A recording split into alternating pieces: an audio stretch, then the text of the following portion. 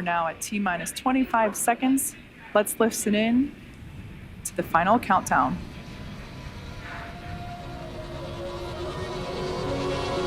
T minus 15.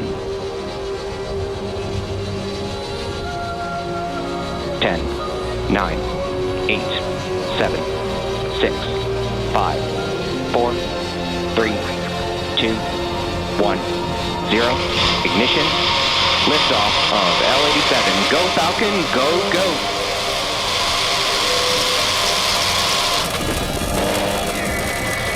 Vehicles pitching downrange.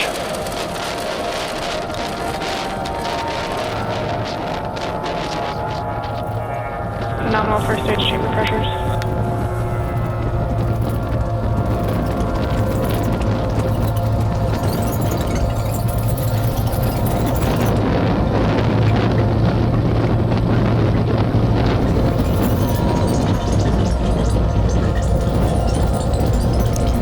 We're now T plus 40 seconds into the NROL-87 mission.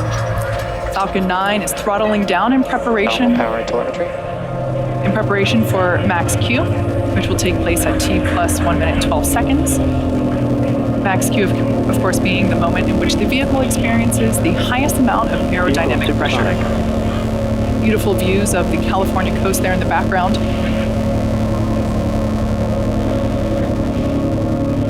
Max Q. All right, there we heard the call out for max Q. Everything looking good with stage 1 trajectory. Now, in the next couple minutes, we have 5 events coming up in quick succession, starting with main engine cutoff, stage separation, stage 1 flip, second engine start 1, and then the boost back burn. Main engine cutoff, as the name suggests, we will we will shut down all 9 Merlin engines. The stages will separate. The first stage will actually flip over and conduct a boost back burn, and that's what we have to do in order to fly the booster back towards land.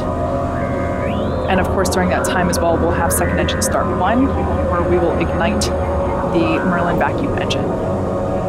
Again, not a cloud in the sky, gorgeous liftoff from Vandenberg Space Force Base, Space Launch Complex 4 East.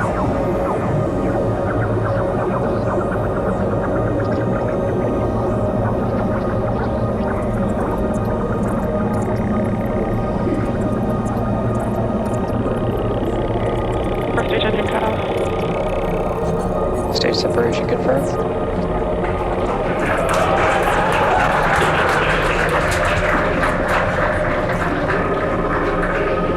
Stage 1 boost back startup. All right, there you saw all of those crystal clear, beautiful views. That first stage now is performing the boost back burn, and there we heard the call out that fairing separation has been confirmed. Unfortunately, we're unable to broadcast that at the request of our customer, but we were able to confirm the deployment of that.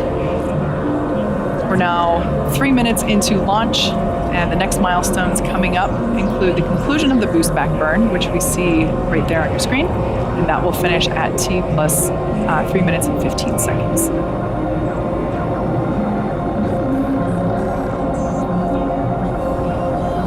Stage 1 boost back shutdown. All right, there we heard call out that the boost back burn has completed. Our first stage will be attempting a land landing in just a few moments. One of the nice things about land landings is that we're not subject to ocean weather, and it's pretty convenient to land the first stage basically right next to where it lifted off from. However, our ability to execute a land landing really is dependent upon the customer's needs. Their mission trajectory and performance needed by the satellite is what determines if we can return to land. Most of the time, their requirements don't allow for a return to launch site, which is what we're performing today, which is why we also developed the capability to land our first stages. Both vehicles on nominal trajectory.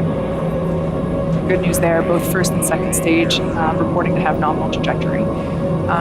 So that's why we developed our ability to land our first stages out in the ocean with our drone ships. Now, in order to complete today's land landing, the first stage has 2 more burns left. Next up is the entry burn, and that's where we will reignite 3 of the Merlin engines on the first stage. That will help to slow the booster down as it re-enters the upper part of the Earth's atmosphere. It's a view there coming from inside the inner stage. We can see the stage pusher there. Here we have a beautiful view. I think that's probably one of the channel islands there on the right-hand side of the screen. We can see 2 of the 4 hypersonic grid fins. We deploy those shortly after the stages separate, and those grid fins help steer the vehicle during descent. You will also see, right there we just saw one, like a puff of white gas. That is nitrogen gas from attitude control systems that help control the vehicle's orientation.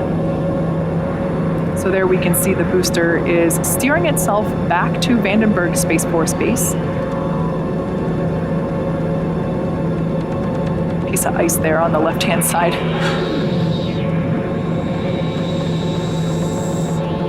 Absolutely stunning views today, both of liftoff and our landing attempt.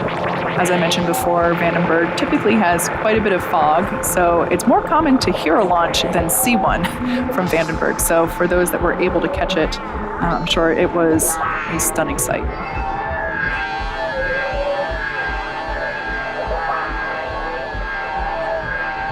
We are about 20 seconds away from the entry burn. Again, this burn is the second of 3 burns that we will be performing today, and this burn is designed to slow the vehicle down significantly. Both vehicles are on a nominal trajectory. So the booster is now basically coming through the thicker part of the Earth's atmosphere, so we're going to slow its velocity down with this entry burn.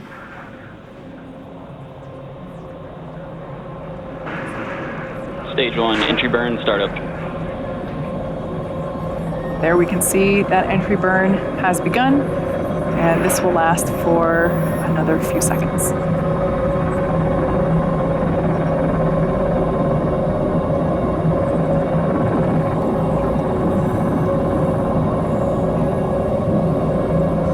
Stage 1, entry burn, shutdown. And we can see that entry burn has concluded. The vehicle continues to steer itself for a precise landing back at landing zone 4 at Vandenberg Space Force Base. The next burn we have is the landing burn. During the first stage landing burn, a single Merlin engine, the center engine, will relight and slow the vehicle down. Yes, it's safe. If you look closely, you should be able to not only see our landing zone, but our launch site as well. Stage 2 FTS is safe. The landing zone is pretty close to our launch pad. Shortly before the vehicle touches down. Stage 1, landing burn, startup. All right, we can see the landing burn has begun.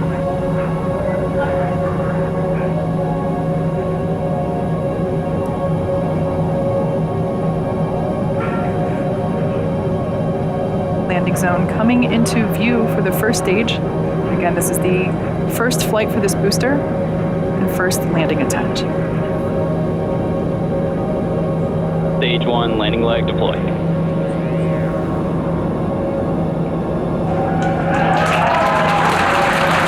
And as you can see, a picture-perfect landing of this first stage booster, its first flight and first landing. This booster will be prepared for reflight on another NRO mission later this year. This also marks our 105th overall successful recovery of an orbital class rocket, including both Falcon 9 and Heavy first stage landings. As I mentioned earlier, at the request of our customer, the National Reconnaissance Office, we are concluding our webcast coverage early today. We would like to hear the NRO for entrusting us with today's launch, and a special thanks to the range and the Federal Aviation Administration for licensing support. For all those tuning in, thanks for watching.